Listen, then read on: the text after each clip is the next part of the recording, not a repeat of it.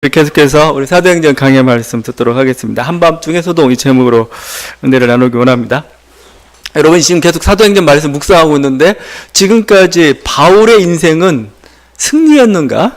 성공적이었는가? 아니면 지금 진흙탕에 빠져 있는가? 우리가 예루살렘 성에 들어와서의 바울의 사역들을 한번 살펴보면서 여러분이 한번 평가해 보십시오. 그는 승리했는가? 지금 성공적인 인생을 살고 있는가? 성공적인 사역을 하고 수행하고 있는가? 아니면 진흙탕에도 지금 헤어나오지 못하고 있는 건가? 지금 이 예루살렘 향은 사실은 바울이 우겼어요. 동료들은 막 안 된다고, 거기 위험하다고 가지 말라고 말렸습니다. 근데 바울은 나는 가야 되겠다, 하나님 뜻이다 하면서 이렇게 왔습니다. 왔는데 바울이 어떤 예상했던 그런 어떤 그림들이 그려졌느냐, 또 우리들이 보는 어떤 성공적인 그런 그림들이 그려졌느냐, 그러지 않았어요. 예루살렘 교회가 바울을 환영하지 않았어요. 물론 여러 가지 사역들 소식은 들었다고 하지만 환영하지 않았다는 증거는 바울 오자마자 야, 너에 대한 오해가 많다. 우리 믿는 사람들이 수만 명인데 너에 대한 오해가 많으니까 네가 율법에 경건한 사람을 보이기 위해서 너 성전에 가서 결례를 행하라. 그래서 이제 행했습니다. 의심했던 거죠. 행하는데 결례를 행하다가 여러 가지 오해가 발생한 겁니다. 막 이방인을 성전으로 끌어들였다는 오해를 받아가지고 유대인들이 성전 모독죄로 바울을 죽이려고 했습니다. 거의 죽을 뻔했는데 그 로마 수비대장이죠. 천부장이 와서 군대가 와서 그를 살려냈습니다. 살려내가지고 이제 데려오다가 안토니아 병영이라는 하나의 그 로마의 성체죠. 거기서 이제 층계 난간에서 자기를 변증을 합니다. 나는 어떤 사람인가를 변증을 했는데 그게 설득되지 않습니다. 결국 유대인들은 또 바울을 또 죽이려고 하죠. 그러니까 자꾸 심하니까 이 천부장도 안 되겠다, 이 바울을 좀 어떤 사람인지 알아봐야 되겠다 해가지고 채찍질하고 신문하려 했습니다. 그때 겨우 로마 시민권을 통해서 결국 그 위기는 좀 벗어날 수 있었죠. 또 이제 그 다음에 이제 다음날 예루살렘 공회가 열렸습니다. 공회가 열렸는데 이게 변론이 제대로 성과 없이 끝났어요. 물론 그 위기는 벗어났지만 성과 없이 끝났다는 것은 오늘 말씀 그대로 바울을 죽이기 위해서 40명의 결사대가 조직이 됐습니다. 바울 죽이기까지 아무것도 안 먹겠다, 물도 안 마시겠다 하면서 이렇게 40명의 결사대가 이렇게 조직이 되었습니다. 나중에 이 위기를 피해가지고 가이사랴로 피난을 가지만 그것을 2년 동안 거하지만 2년 동안 뭐 했습니까? 재판이죠. 지루한 재판, 재판 투옥, 이런 과정들이 계속 반복되었던 거죠. 우리가 이 과정만 바라본다면은 바울의 인생은, 바울의 예루살렘 사역은 성공적이지 않았던 것 같아요. 성공적으로 보기에 좀 어렵습니다. 자, 그런데 바울의 사역에 대해서 성공했다라고 손들어주고 계신 분이 계셔요. 예수님입니다. 예수님은 바울의 사역은 성공했다, 승리했다. 지금 어떻게 보면 바울은 잦은 위협과 어떤 피로한 상태죠. 근데 그날 밤에 예수님이 나타나셨습니다. 나타나셔가지고 이렇게 말씀하시죠. 11절. 담대하라. 네가 예루살렘에서 나의 일을 증언한 것 같이 로마에서도 증언하여야 하리라. 담대하라. 그러니까 바울이 지금 낙심해 있는 걸, 위축되어 있는 걸 알았어요. 하나님이 위축되어 있는 걸 알아가지고 첫 마디가 담대하라죠. 근데 보통 그 구약이나 신약이나 하나님이 이렇게 인간에게 나타나서 해주는 첫 마디는 다른 게 아니에요. 담대하라, 두려워하지 말라, 이겁니다. 우리가 하나님을 필요로 하는 상황이라면 굉장히 위기의 상황입니다. 실제 여러분이 굳이 그냥 평상시 하나님 필요 없잖아요. 괜히 오시면 괜히 복잡해질 뿐이에요. 근데 내가 하나님 필요한 순간은 내가 힘들 때요. 지쳐가지고 뭔가 탈출구가 안 보이고 나는 그냥 무력해지는 상황, 이 상황이죠. 그런 상황 가운데 하나님은 나타나셔서 무슨 말씀하시겠어요? 위로의 말씀을 먼저 드리겠죠. 두려워 말라, 담대하라. 한마디 덧붙이면 내가 너와 함께한다, 이런 말씀일 겁니다. 그러니까 지금 바울도 이렇게 힘들어요. 힘든 순간에 지금 주님이 담대하라 이렇게 말씀합니다. 여기뿐만 아니고 어떻게 보면 바울을 예수님이 인정해 줍니다. 어떻게 인정해 주냐? 네가 예루살렘에서 나의 일을 증언한 것 같이입니다. 너 증언 잘했다 이겁니다. 나를 훌륭하게 변호했다라고 지금 인정해 주고 있는 겁니다. 오히려 어떻게 보면은 우리 인생 속에서 이게 더 인정이 더 필요해요. 내가 한 일이 헛수고가 아니라는 거. 내가 한 일이 뭐예요? 그냥 무익한 일이 아니라는 거, 잘못된 일이 아니라는 거 인정받으면 보람을 느끼는 거죠. 근데 주님이 그걸 지금 인정해 주고 있습니다. 사실은 뭐 그냥 인간적으로 보면 이런 거죠. 뭐 전도한 열매 하나도 없죠. 복음으로 승리한 것 같지도 않죠. 자신의 증언으로 누가 설득당한 것 같지도 않죠. 이런데도 불구하고 주님은 뭐예요? 바울의 사역을 성공했다라고 지금 평가하고 있는 게 이 한마디입니다. 네가 예루살렘에서 잘 증언했다. 증언한 것 같이 이렇게 말씀하고 있죠. 여러분 다시 한번 그래서 우리 인생을 바라볼 때 우리 인생을 이런 어떤 인간의 시각이나 어떤 자신의 시각으로 보지 말길 바랍니다. 주님의 시각으로 보길 바라요. 그러니까 바울은 자기 인간의 시각으로 자기의 인생을 바라본다면 실패고 뭔가 진흙탕송입니다. 근데 주님은 그렇게 안 보고 있어요. 진흙탕송가 아니다 이거죠. 너 잘하고 있다 이겁니다. 너 잘하고 있고 잘 나가고 있어 이거예요. 영원하신 주님의 평가가 옳죠. 지금은 실패처럼 보이지만 주님의 뜻은 이루어지고 있습니다, 여러분. 그러니까 어떻게 보면 우리는 이렇게 작은 땅, 어떻게 보면 근시안적인 삶 속에서 내가 하고 있는 일이 진짜 옳은 일인지 아니면 옳은 것 같지만 잘못된 일, 우리는 잘 평가가 안 돼요, 사실은요. 그러나 주님은 큰 그림 속에서 뭐예요? 평가하고 계시기 때문에 그런 결론을 내린 겁니다. 너 잘하고 있다라고 지금 결론을 내고 있습니다. 우리가 악의가 맞는다는 표현이죠. 악의가 막 뭘 깎고 뭐 어떻게 하고 막 이러고 막 하는데 어느 순간에 그게 딱 맞아 들어갈 때 그게 굉장히 통쾌하기도 하고 그게 완벽한 하나의 모습을 이뤄가는데 그거죠. 그림이나 조각을 이렇게 하는 모습을 볼 때 보면 항상 그런 걸 느껴요. 뭐 이렇게 형체도 별로 안 나타나는 것 같습니다. 뭐 쓱쓱 뭘 하고 있는 것 같은데 어느 순간에 막 형체가 조금씩 이렇게 나타나기 시작하죠. 우리 인생이란 것도 그럴 수가 있습니다. 지금은 흐릿하고 지금은 아무것도 아닌 것 같은데 아닌 게 그게 아니라는 겁니다. 하나님 이미 그걸 통해서 이미 작품을 이루어가고 계시다는 겁니다. 그런 면에서 성공했다, 승리하고 있다 지금 말씀하고 있는 거죠. 여러분 그래서 우리 인생 속에서 최선을 다하고 있는가? 저는 그러면 성공이라고 생각해요. 내 인생 속에서 내가 최선을 다하고 있는가? 실패처럼 보이고 어떨 때는 별 소득 없어 보이지만 이것들을 엮어서 자신의 계획을 성취해 가시는 분이 바로 하나님이거든요. 그 하나님의 솜씨를 여러분이 지켜보는 게 좀 필요합니다.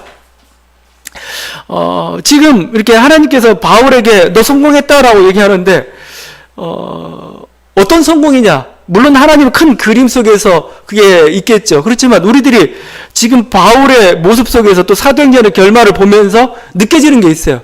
전 두 가지라고 봅니다. 이 바울의 2년 동안에 지리한 어떤 공방들, 그 공방들을 통해서 무엇을 얻었느냐, 무엇이 성공했느냐라고 첫 번째는 하나의 모범이죠, 모범. 초대교회인들에게 있어서 초대교회 성도들이 항상 재판장에 끌려가고 뭐죠? 항상 위기에 처하고 감옥에 끌려가고 그랬을 때 어떻게 대처해 주는가를 바울을 통해서 모범을 보여주고 있습니다. 너 그때 낙담하지 말고 그때 변절하지 말고 이렇게 해라 이거죠. 누가 한 사람이 모범을 보여준다는 건 이건 대단한 겁니다. 쉬워요. 누가 그 길을 가고 나면은 다른 사람 그 길 가기가 쉬워요. 근데 처음 가는 길은 참 어려워요. 근데 바울은 그 모범을 통해 가지고 초대교회 사람들이 초대교회 교인들이 핍박을 받을 때 어려움을 겪는 때 똑같이 이렇게 나를 본받으라. 나처럼 살라. 이렇게 증언하라고 하나의 모범을 보여주고 있죠. 그것도 하나의 큰 의미라고 저는 생각을 해요. 우리의 싸움이 작은 싸움 같지만 이 작은 싸움 가운데도 승리하고 그 길을 내어놓으면 뭐요? 이후에 오는 사람들은 쉽게 그 길을 갈 수가 있어요. 바로 바울은 그 길을 제시해주고 있습니다. 다른 하나가 더 있는데 저는 오늘 그 천부장이 보여주고 있다고 봅니다. 천부장이 바울을 벨릭스 총독한테 보내면서 편지를 씁니다. 그 편지의 내용이 오늘 나와 있죠. 거기 이렇게 씁니다. 클라우디오 루시아는 총독 벨리스 카카에게 문안하나이다. 이 사람이 유대인들에게 잡혀 죽게 된 것을 내가 로마 사람인 줄 들어 알고 군대를 거느리고 와서 구원하에다가 유대인들이 무슨 일로 그를 고발하는지 알고자 하여 그들의 공회로 데리고 내려갔더니 고발하는 것이 그들의 율법 문제에 관한 것뿐이요 한 가지도 죽이거나 결박할 사유가 없음을 발견하였나이다. 첫 번째 무죄 선언입니다. 이 또 바울이 믿는 기독교인들 보니까 지금 그냥 율법 문제, 자기들 관습 문제지 정말 어떤 해야 할 만한 어떤 그런 사회적 로마 제국의 위해가 되는 그런 행위를 한 적이 없습니다라고 무죄 선언을 내린 겁니다. 어떻게 보면 이 한 쪼가리의 이 선언, 한 쪼가리의 이 무죄 선언을 듣기 위해서 지금 바울은 이렇게 노력하고 있고 바울의 인생의 결과, 2년 재판의 결과가 뭐냐? 이 무죄 선언이에요. 여러분, 이 무죄를 증거하는 게 아무것도 아닌 것 같지만 아닙니다. 초대교회 성도들에게 있어서는 이 무죄 증언을 한, 이 무죄 선언, 이게 독사지로 가지고 있었는데 어떤지 모르겠지만 천부장 루시아가 우리에 대해서 이렇게 평가했다. 이런 선언을 무죄로 선언했다. 이 선언은 굉장히 중요한 겁니다. 왜냐하면 그들이 희망이에요. 그들이 그 코너에 몰렸을 때, 그들이 위기에 몰렸을 때, 막 너희는 위험하다고, 너희는 완전히 사형에 처해도 무방하다는 그러나도 코너에 몰렸을 때 이들이 마지막 들고 항변할 수 있는 문서 쪼가리가 이거예요. 천부장이 우리를 무죄 선언했다 이거죠. 무죄라고 선언했는데 우리가 이 핍박으로부터 이 어려움으로부터 이렇게 그냥 아무 무의미하게 사라질 수 없다. 우리는 무죄다 이거죠. 여러분 우리가 만약에 여러분 전쟁 포로로 되었습니다. 영화 같은데 그런 장면들 많이 나오죠. 전쟁 포로로 된 가운데서 여러분 명함 한 조각만 가지고 있어도 그게 얼마나 큰 위로가 되는지 모르죠. 그 끈을 잡고 뭔가 살려고 발버둥 치게 되는 거죠. 여러분이 난민으로 끌려왔어요. 뭔가 여러분을 증명할 수 있는 나를 보장할 수 있는 뭔가 문서가 있고 뭔가 하나만 있다 하면 그게 여러분의 생명을 살릴 수도 있습니다. 그러니까 초대교회 교인들에게 있어서 이 무죄 선언 하나라는 게 그냥 단순히 그런 게 아니에요. 그게 그들에게 하나의 희망이죠.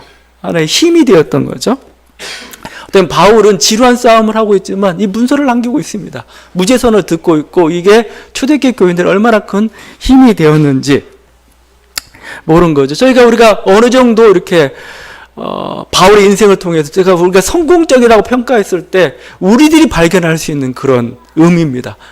물론 하나님은 더 큰 의미들을 가지고 있고 그 가운데 우리 인생을 바울의 인생을 이끌어가고 있고 또 우리 인생도 이렇게 이끌어간다고 저는 생각을 합니다. 그래서 여러분의 인생에 대해서 섣불리 판단하지 마십시오. 우리가 매 순간에 최선을 다했어요. 그리고 매 순간마다 여러분 최선의 선택을 다했습니다. 그러면 됐습니다. 여러분이 여러분 인생 속에서 최선 다하지 않은 적 없잖아요. 대부분 다 그래요. 최선이라고 얘기할 때 게으르다든가 오늘 하루 그냥 놀았다든가 그 얘기하는 거 아닙니다. 여러분이 결정적인 순간 직업 선택이 됐든 뭔가 진로 선택이 됐든 뭘 하려는 그 결정적인 순간에 여러분 최선을 다하죠. 함부로 결정하는 사람 아무도 없잖아요. 그럼 자기 인생의 고민이고 뭔가 이렇게 이렇게 그냥 쉽사리 하는 게 아니에요. 정말 여러 가지 이 길 갈까 저 길 갈까 고민하다가 하나를 선택한 겁니다. 그게 지금의 여러분이에요. 근데 물론 이렇게 드라마 같은 데 이렇게 많이 나오고 있지만 그때 내가 이런 선택을 했었더라면 이렇게 후회하지 마십시오. 여러분의 최선의 선택을 했고 오늘 드라마 보니까 이렇게 마지막 문구가 참 재밌더라고요. 이렇게 할 때 돌이키고 싶고 어찌고저찌 하지만 결국 나중에 생각해보면 그게 최선이었다는 것을 이렇게 알게 될 거라는데 그럴지도 모르죠. 여러분 단지 여러분에 필요한 것은 후회가 아니고 오히려 감사하는 거죠. 감사하는 겁니다. 여러분 인생에 대해서 감사하시고 하나님께서 어떤 계획을 가지고 계신가 또 하나님께 이렇게 여러분의 인생을 통해 그런 계획들을 지금 이루고 가고 계심을 이런 믿음으로 좀 받아볼 수 있기를 바랍니다. 우리 인생의 조각들을 하나님께서 모아가지고 아니면 지금 여러분이 하고 있는 그 일을 통해가지고 하나님은 이미 무슨 일들을 지금 이루고 계셔요. 그게 여러분 인생 속에 나타날 수도 있고 아니면 우리 후손들에게 나타날 수도 있고 있습니다. 여러분 우리는 그런 믿음들을 가지고 나아가기를 바라는 거죠. 여러분이 최선을 다했습니까?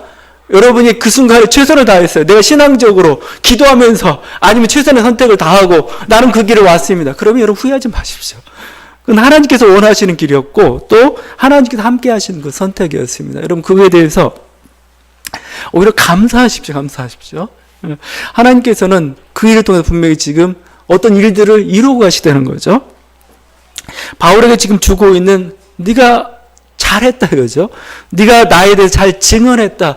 이 음성은 바로 우리들을 향한 그런 하나님의 음성이라고 저는 생각합니다. 여러분 그 증언한 인생까지 여기까지 잘 오셨다 이겁니다. 후회하지 말고 계속 가기를 주님께서는 원하고 계신 것이죠. 예수님 지금 바울에게 이렇게 나타나셔서 바울의 승리를 선언해 줍니다. 낙담한 바울에 대해서 자기 선택에 대해서 지금 잘하고 있는가 하는 그런 바울에 대해서 너 잘했다라고 얘기해 주십니다. 그러면서 그를 더 높은 곳으로 또 이끌어 갑니다. 더 어떤 새로운 곳으로 그를 이끌어 갑니다. 그에게 사명을 주죠. 바로 이어지는 말씀입니다. 네가 예루살렘에서 나의 일을 증언한 것 같이 로마에서도 증언하여야 하리라. 그렇죠? 예루살렘 잘했다 이거죠. 이것처럼 너도 로마는 뭐죠? 가이사 앞에서 똑같이 이런 식으로 증언해야 한다 이거죠. 여기 증언하여 하리라라는 곳에는 헬라 그 데이라는 그 조동사가 들어있으면 데이. 근데 이 헬라 데이는 뭐냐면 신의 뜻을 가리키는 겁니다. 그러니까 반드시 돼야 돼요. 그러니까 어떤 우리 헬라 사회에서는 미래 어떤 신탁이라는 게 있죠. 신탁. 미래 일을 밝히고 무슨 어떻게 결정될까 해서 그 신탁적인 용어예요. 데이라는 것은 반드시 그렇게 돼야 되는 겁니다. 그러니까 로마 가서 가이사 앞에 서는 것은 바울의 운명이고 바울의 사명이에요. 바울은 반드시 이루어야 될 그 신적인 그 사명이 있는 거죠. 그래서 그렇게 따지면 어떻게 되냐면은 바울은 이 가이사 앞에 서기까지 죽어서는 안 돼요. 왜냐면 그 사명이 있기 때문에. 그러니까 가이사 앞에 최대한 늦게 서면 되겠죠. 그럼 우리가 장수할 수 있습니다. 하여튼 최후의 순간 로마 가이사 앞에 서야 되는 게 바울의 사명이에요. 그래서 바울이 나중에 로마로 가다가 풍랑을 맞았습니다. 풍랑을 맞아가지고 막 폭풍우가 몰아치고 막 죽을 뻔한 위기를 맞았어요. 그때 하나님이 풍랑을 잠잠케 하십니다. 그때 하시는 말씀입니다. 나타나셔서 내가 속한 바 곧 내가 섬기는 하나님의 사자가 어젯밤에 내 곁에 서서 말하되 바울아 두려워하지 말라. 네가 가이사 앞에 서야 하겠고 또 하나님께서 너와 함께 항해하는 자를 다 내게 주셨다 했으니 너 바울아 넌 가이사 앞에 서야 돼. 그러니까 지금 죽을 수 없어. 지금 이 풍랑을 내가 잠잠케 한다 이거죠. 여러분 사명을 가진 사람은 자연의 어떤 폭풍도 감당할 수가 없습니다. 자연의 폭풍도 그 앞에 잠잠해야 돼요. 요나를 삼키려 했지만 요나에게 사명이 있습니다. 사명이 있으니까 요나는 죽을 수가 없어요. 물고기 뱃속에서 하나님께서 살아나게 하시죠. 그 사명자는 죽지 않는다. 또 유명한 말이 있죠. 리빙스턴이 했던 말입니다. 지금 바울에게도 해당되는데 그 리빙스턴은 아프리카의 선교사 어떤 최초의 선교사는 아니지만 아프리카의 대륙을 횡단했던 아주 오지 깊숙이 들어가서 그 길을 열었던 탐험가이기도 하면서 선교사이기도 하고 그랬습니다. 그 리빙스턴 했던 말이 그 사명자는 죽지 않는다 이런 말이었어요. 그래서 이쪽 오지로 들어가서 싸우는 일들이 그렇게 쉽지는 않죠. 그래서 이렇게 어려운 그 과정들을 이겨냈습니다. 그러다가 한 번은 리빙스턴이 사자에 물려가지고 죽게 생겼어요. 사자에 물렸어요. 큰 부상을 당했습니다. 그래서 사람들은 이제 그가 곧 죽을 거라고 이렇게 예상을 했습니다. 그런 위기의 순간 리빙스턴이 했던 말입니다. 사명자는 그 사명을 다하기까지 죽지 않는다. 이겁니다. 이것 때문에 그랬는지 그 말대로 그는 살아났습니다. 리빙스턴의 담대함은 어디 있었느냐? 이 사명의식에서 나왔죠. 사명의식. 하나님께서 명하신 일이죠. 이건. 이 일을 이루기까지는 죽지 않는다 이거죠. 만약 도중에 죽었다, 데려갔다 안 보여? 사명이 거기까지인 거죠. 그냥 그걸로 받아들이면 되는 겁니다. 우리 인생도 이게 담대함이죠. 내가 하나님께 준 사명이 있고 내가 해야 될 일이 있다 이거죠. 그 일을 이루기까지는 뭐요? 하나님 날 지켜주신다 이거죠. 이 일을 이렇게 난 죽지 않는다. 이 담대함은 여기서부터 담대함이 나오는 거죠. 그래서 거침없고 두려움 없이 모험할 수 있는 용기가 거기서 나오는 거죠. 맨날 안전하게 주저주저하면 아무것도 못해요. 그냥 그 자리만 있는 거죠. 그러나 하나님께 사명을 맡겼다 이거죠.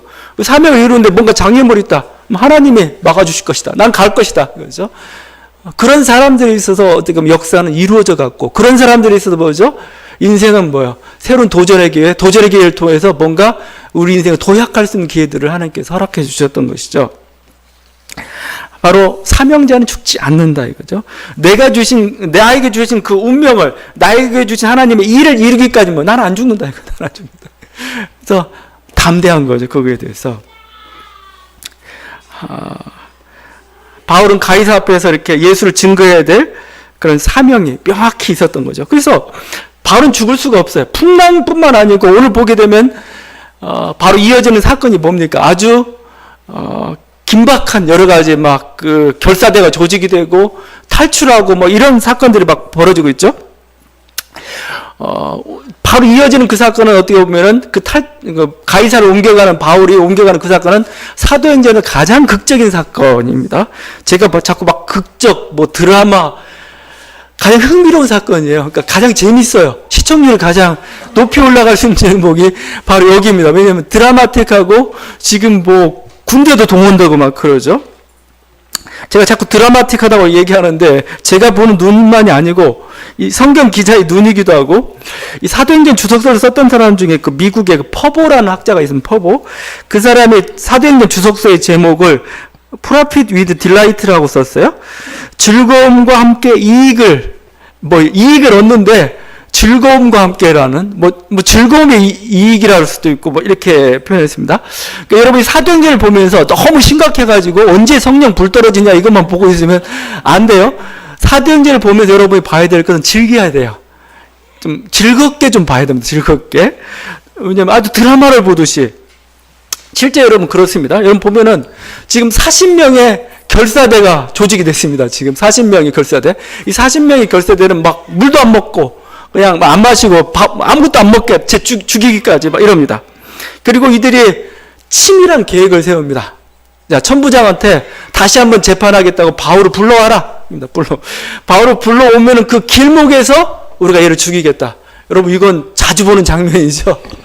어떤 요인들, 어떤 의인들이 이렇게 암살을 많이 당했던 거죠. 그런 식으로 죽이겠다 이렇게 합니다. 자, 그런데 굉장히 은밀한 계획이죠. 이 은밀한 계획을 놀랍게도 바울의 조카가 엿들었습니다. 여러분 이건 뭐죠? 드라마에서 많이 나오는 거죠. 엿듣기 수법입니다. 엿듣기 수법. 드라마 보면 맨날 중요한 정보는 엿들어요. 어떻게 그렇게 쉽게 이렇게 엿들어가고 하는데, 지금 바울의 조카가 어떻게 알았는지 엿들었어요. 엿들어가지고 중요한 정보를 막 바울한테 알려줍니다. 그러니까 바울이 뭐예요? 이거 안 되겠다 싶어가지고 이제 백부장을 불러가지고 지금 굉장히 리얼한, 아주 자세히 묘사하고 있습니다. 이 청년을 천부장한테 좀 소개시켜달라 이거죠. 천부장이 가니까 이제 청년이 딱 가겠죠. 저 긴이 할 말이 있다고 딱 오니까 천부장의 태도도 재밌어요. 19절인데 그의 손을 잡고 물러가서 조용히 묻되, 자, 다 물리치고, 야, 너 이리 와. 그래가지고 조용히 묻습니다. 무슨 일이야? 했더니 이제 또 자세히 또 반복을 해요. 반복을 하니까 22절에 또 천부장이 청년을 보내며 경계하되 이 일을 내게 알렸다가 아무에게도 이러지 마라. 조용히 해. 무섭지 마. 이거죠. 천부장이 더 아주 자기 역할에 더 충실하고 있는, 그렇습니다. 아주 은밀하게 해가지고 뭘 합니까? 한밤중에 바울을 가이사를 호송할 계획을 세우죠. 몰래 호송할 계획을 세웁니다. 제3시는 저녁 9시입니다. 지금 밤 9시에 호송하게 되는데 백부장 둘한테 이 일을 준비시킵니다.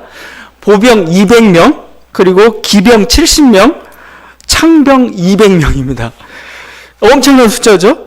저는 이 정도 숫자면 당시 예루살렘 그 로마 수비대 절반입니다. 절반 병력을 동원해가지고 지금 바울을 옮기죠. 바울은 도보로 가는 게 아니고 짐승에 또 탈 것을 태워가지고 이렇게 데려갑니다. 바울은 지금 이렇게 보면 매우 위험하고도 매우 중요한 인물이 되어 있습니다. 그를 호송하기 위해서 막 밤중에 긴박하게 지금 움직이고 있는 거죠. 지금 막 말발굽 소리가 들리고 지금 예루살렘 시내는 뭔가 무슨 일이 막 정변이 일어난 것처럼 이렇게 소란스러워졌습니다. 그래서 이 안디바드리까지 이끌어 가는데, 안디바드리는 여기서 예루살렘에서 62km입니다. 그 다음에 그 안디바드리에서 가이사랴까지는 39km입니다. 그건 100km에 가까워요, 이게. 여러분, 이거 하룻밤에 일어날 일인가요? 그래서 지금 여기 같이 바울과 함께 따라갔던 보병들은 죽어났어요, 지금. 밤새도록 걸어야 해도. 하룻밤 그렇게 걸으면, 하루 종일 걸으면 얼마나 걸을까요? 한 40km 걸을 수 있을까요? 어쨌든 모르겠습니다. 이게 하여튼, 뛰었는지 어땠는지 모르겠는데, 그 60여 킬로를 걸어갔고, 거기서 이제 보병은 철수하고, 이제 안전하니까, 이제 기병들이 말 타고 이제 또 이렇게, 바울을 가이사랴까지 이렇게, 호송을 하죠. 이게 이래도 드라마틱하다는 겁니다. 여러분이 성경을 읽으면서 그 드라마를 좀 보셔야 돼요. 그 누가가 지금 이렇게 성경을 이렇게 기록하면서 그걸 노리고 있는데 여러분이 그걸 그걸 읽으면 그걸 감탄하지 않으면은 누가가 실망하죠. 야, 내가 욕보고 이렇게 썼는데 왜 성경 읽으면서 맨날 그 은혜나 저기 뭐야 저 뭐죠? 성령 받으려고만 하냐 이거예요. 그러지 말고 즐겨라 이거예요. 즐겨라 좀 즐기고 뭔가 물론 바울은 긴박하고 힘들죠. 힘든 순간이었을지도 모르겠지만 읽는 우리는 뭐요? 즐겁죠. 아이고 이렇게 됐네 이거죠. 근데 제가 이게 드라마라고 했는데 사실 드라마틱한 사건 역사상에 또 한 번 일어났습니다. 물론 다양하게 많이 일어났어요. 루터가 그랬습니다. 루터. 여러분 루터는 제가 여러 번 설명을 잘 알겠죠.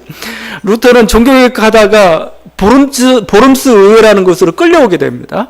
그건 재판정입니다. 이제 어떻게 보면 루터의 생애에서 하나의 고비입니다. 고비. 너 그동안 했던 그 개혁적인 어떤 주장들, 문서들, 행동에 대해서 너 이렇게 철회할 것을 요구하는 거예요. 철회하면 사는 겁니다. 근데 루터가 고민하다가 난 철회하지 않겠다고. 이건 성서의 뜻이고 이 양심에 나는 내가 어떤 성서 읽은 그 양심에 나는 위배된 일을 할 수 없다라고 이렇게 하면서 그 길을 가게 되죠. 근데 결국 그래서 당시 그 카를 5세라고 황제가 루터에게 물론 이제 파문은 이미 났지만 추방령을 선언하게 됩니다. 파문과 추방령이라는 건 뭐냐면은 이런 거죠. 아무도 루터를 도와줘서는 안 됩니다. 그 사람도 같이 위험에 처하게 됩니다. 루터는 결국 뭐예요? 그냥 어디 정착할 곳이 없는 겁니다. 그러다가 굶어 죽거나 그러다가 누구한테 손에 맞아 죽거나 뭐 이런 운명이 그게 파문이고 추방령인 거죠. 자, 그런데 그래서 루터는 뭐예요? 그 보름수 그쪽을 황급히 달아날 수밖에 없어요. 이제 멀리 달아나야 됩니다. 잘못 죽게 생겼으니까 달아나다가 루터가 납치를 당하게 됩니다. 납치를 당했는데 그 납치를 당했다는 소식이 막 들리는데 그래서 막 사람들은 막 납치당해서 죽었다 막 이런 소문까지 막 들리기 시작합니다. 루터가 살해당했다는 소문이 막 삽시간에 막 번지기 시작했습니다. 루터의 행방은 오리무중에 빠졌던 거죠. 그래서 여러분 기도하는 손이라고 이렇게 유명한 그 그림 같은 거 있고 그림일 겁니다. 그림이 있는데 그 그림을 그렸던 독일의 유명한 화가가 알브레히트 듀러입니다. 독일의 르네상스를 일으켰던 사람인데 독일의 화가 알브레히트 듀러가 루터가 죽었다는 소식을 들었어요. 들어가지고 이렇게 얘기합니다. 오 하나님 만약 루터가 죽었다면 그 누가 우리에게 거룩한 복음을 그렇게 명료하게 설명해 줄 수 있겠나이까? 오 하나님 그가 이후 10년 또는 20년 동안 우리를 위해 기록할 수 있었던 것들은 도대체 어떻게 되는 것입니까?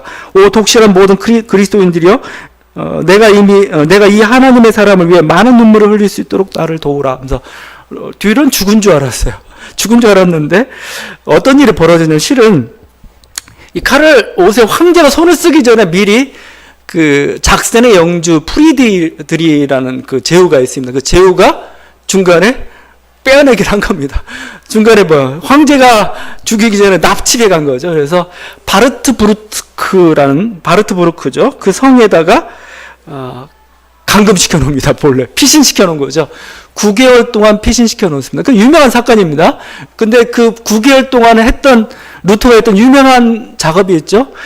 이제 한가해지고 혼자 있게 되니까 성경을 번역하기 시작합니다. 그때 나온 게 독일어 성경입니다. 독일어로 신약 성경을 이제 번역하기 시작했던 것이죠. 루터도 어떻게 보면 여러 가지 모습을 보기에는 굉장히 드라마틱한 사건들이 참 많이 있습니다. 영화로 하기에 참 좋은 소설, 단순히 주장만 외친 게 아니고 주장을 외치면서 이르기까지 그 과정들이 굉장히 드라마틱한 사건들이 많아요. 그래서 보름주 의회가 하는 절정과 그 후에 이렇게 행방불명된 사건, 거의 근 9개월 동안, 그게, 루트 인생에서도 또 중요했던 전기였고, 또, 사람들은 당신 죽은 줄 알았어요. 네, 그래서 막, 루터가 가명을 쓰고 있습니다. 뭐, 융커 조르크라는 이름을 써요. 그래가지고, 그 속에서 이렇게 자기가 루터 아닌 것처럼 이렇게 하면서 살았던 그 시절도 있었습니다. 결국 하여튼, 어떤 것도 하나의 극적인 그런 삶들이죠. 하나님께서는 이를 통해서 루터를 보호하실 뿐만 아니라 루터를 통해 또 하나님의 일들을 이루셨던 것이죠. 물론 제가 드라마틱 그런 말들을 많이 쓰고 있는데, 사실 우리 인생도 그렇지 않은가 자꾸 생각하게 되는데, 우리 인생도 드라마예요, 사실 여러분, 드라마. 당시는 매우 긴박하고 아슬아슬했는데, 어떻게 보면 이제, 돌아보면 아름다운 추억이죠. 이거 어떻게 보면 등산이 주는 묘미 중에 하나가 그런 것 같아요. 막, 올라갔다 막 내려갔다 막 힘들어요. 이거 괜히 왔다는 생각도 들기도 하고 막, 그런데 정상에서 딱 되돌아보면 그 보람도 있고 뭐죠? 그 과정이 그냥 아름다워 보여요. 보람 있고 아름다워 보이기도 하고 막 그렇죠. 우리 인생이라는 것도 사실은 드라마와 같이 여러분이 보일 때가 있길 바랍니다. 내 인생, 딱 돌아보면서, 내 인생도 참 드라마였어. 그죠? 저는 그래서 어떻게 보면 이게 생방송하고 녹화방송의 차이가 같아요. 생방송은 알죠? 생방송은 결과를 몰라요. 결과를 모르니까 긴박해요. 어떻게든 손에 막 땀을 쥐게 만들죠? 녹화방송은 뭐예요? 스포츠 같은 거예요. 녹화방송은 결과를 다 알아요. 다 알기 때문에 재밌게 보는 겁니다. 재밌게. 만약에 막 긴박했던 순간들이 많으면 더 재밌어요. 야, 저걸 이겼구나. 막 이거죠. 그런데 불행히도 우리는 생방송 인생을 살고 있죠. 실시간 라이브로 중계되는 생방송 인생을 살고 있습니다. 근데 하나님의 눈에는 녹화방송이에요. 모든 예정과 섭리의 눈을 가진 하나님의 눈은 녹화방송입니다. 이미 결론을 다 가지고 있고 그림도 다 가지고 있는 그 속에서 우리는 지금 있는 거죠. 결국 그래서 믿음이라는 게 뭘까요? 믿음이라는 게 그러니까 어떻게 보면 이 하나님의 눈을 가진다면은 우리 인생을 좀 여유 있게 우리가 바라볼 수가 있는데 우리는 생방송 인생을 살기 때문에 그러기는 어렵죠. 그래서 필요한 것이 믿음이라는 겁니다. 믿음이죠. 믿음은 하나님의 눈으로 자기 인생을 바라보는 겁니다. 내 눈이 아니고 하나님의 눈으로 하나님 저 먼 곳에서 보고 계시고 내 인생에 대한 계획을 가지시고 결과도 다 알고 계시고 있죠. 또 그분을 신뢰해요. 그분은 왜 우리를 사랑하는 분이니까. 내 인생의 결론은 구체적인 결론은 어떻게 될지 모르겠지만 결국은 생명이고 결국은 복이라는 우리는 알고 있습니다. 그래 그게 하나의 믿음이죠. 그런 믿음으로 살아가는 것. 저분은 나를 사랑하기 때문에 그렇죠. 여러분 인생에 대해서 하나님은 함부로 대하지 않는다는 겁니다. 아름다운 작품을 만들어 가고 있다는 거예요. 그래서 여러분 정말 나중에 하나님 앞에 섰을 때 여러분 자기 인생을 되돌아봤을 때는 정말 드라마틱한 게 더 아름다울 수도 있습니다. 그냥 밋밋하게 이렇게 평평하게 살아갔던 그것보다 이 우여곡절들이 있고 오르락내리락이 있고 그걸 되돌아봤을 때 인생 참 재밌었어 이거죠. 아름다웠어. 우리가 다채로웠어. 풍요로웠어. 이런 표현들을 쓸 수가 있죠. 그냥 이게 보통 그렇잖아요. 이렇게 햇볕만 내리치면 그냥 사막이 된다고 하잖아요. 비도 오고 눈도 오고 추위도 있고 또 이런 과정들 겪어가면서 하나의 아름다운 자연이 만들어지듯이 우리 인생이라는 것도 그렇게 되어가는 거죠. 여러분 그래서 우리들이 하나님을 온전히 신뢰한다면 우리에게 필요한 것은 현재 필요한 것은 저는 감사라고 생각합니다. 현재 필요한 감사라고 생각해요. 고통이든 복이든 오르막길이든 내리막길이든 현재를 즐기는 게 감사죠. 지나고 나서 이렇게 막 그때가 정말 아름다웠어. 그때가 절정의 순간이었어. 여러분 이렇게 하지 말고 지금 순간을 즐기십시오. 현재를 잘 즐기는 사람, 이 사람이 정말 감사하는 사람이고 이 사람이 어떻게 보면 가장 행복한 사람이라고 좀 생각을 해요. 그냥 다 지나고 나서 그래 행복했어라고 하지 말고 물론 그건 어려울 수도 있습니다. 어렵지만 순간순간을 즐기라 이겁니다. 즐기라는 게 그냥 웃고 다니라 그런 표현은 아니죠. 그 삶 속에서 그 삶의 하나의 여러분 삶 속에 의미가 있고 뭔가 지금 뭔가 이렇게 만들어져 가고 있어요. 뭔가 새롭게 깊이 있게 여러분 그걸 바라보고 인정하고 이렇게 나갈 수 있는 여러분. 그래서 어떻게 보면 지금 누가라는 사람이 바울의 인생을 관조하고 그러면 때로는 드라마틱하고 때로는 코믹하게 이끌어가듯이 자기 인생에 대해서 좀 그렇게 바라볼 수 좀 어느 정도 여유가 좀 있었으면 참 좋겠습니다. 다시 한번 이 하나님에 대한 신뢰, 또 하나님의 시선, 하나님의 믿음 안에서 여러분 인생 가운데서 또 감사함으로 또 즐기며 나간 저와 되는 간절히 바랍니다. 기도하시겠습니다.